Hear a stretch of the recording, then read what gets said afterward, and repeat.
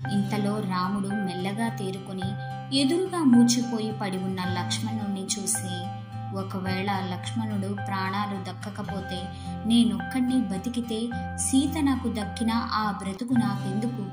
ఏ లోకంలోనైనా వెతికితే సీత లాంటి భార్య దొరకొచ్చు, కానీ లక్ష్మణుడి లాంటి తమ్ముడు దొరకడు అని బాధపడుతూ ఆయన సుగ్రీవుడిని పిలిచి, సుగ్రీవా, ఇప్పటి వరకు నువ్వు నాకు చేసిన ఉపకారం చాలు.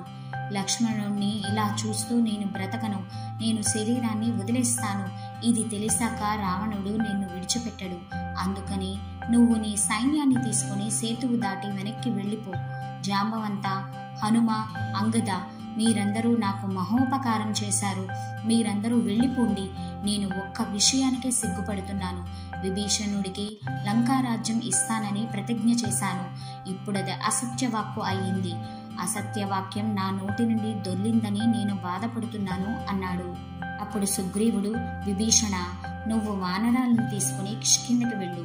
నేను రావణుణ్ణి సంహరించి సీతమ్మని తీసుకొస్తాను. సుషేణ, వీళ్ళు మూర్చిపోయి ఉన్నారు, ఇంకా వీళ్ల ప్రాణములు పోలేదు. తొందరగా వీళ్ళని కిష్కిందకి తీసుకుపో అన్నాడు. అప్పుడు సుషేణుడు, పూర్వకాలంలో దేవతలకి రాక్షసులకి గొప్ప యుద్ధం జరిగింది. ఆ యుద్ధంలో రాక్షసులు దేవతలని విశేషమైన అస్త్రాలతో బంధించారు, బాధించారు.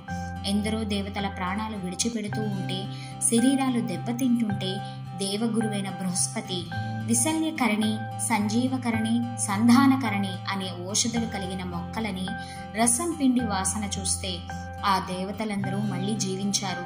ప్రస్తుతం అవి పాల సముద్రంలో ఉండే 2 పర్వత శిఖరాల మీద ఉన్నాయి.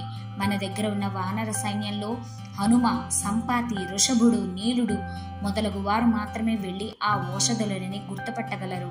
వాటిని తీసుకొచ్చి రాముడికి, లక్ష్మణుడికి వాసన చూపిస్తే వారు జీవించే అవకాశం ఉంటుంది అన్నాడు.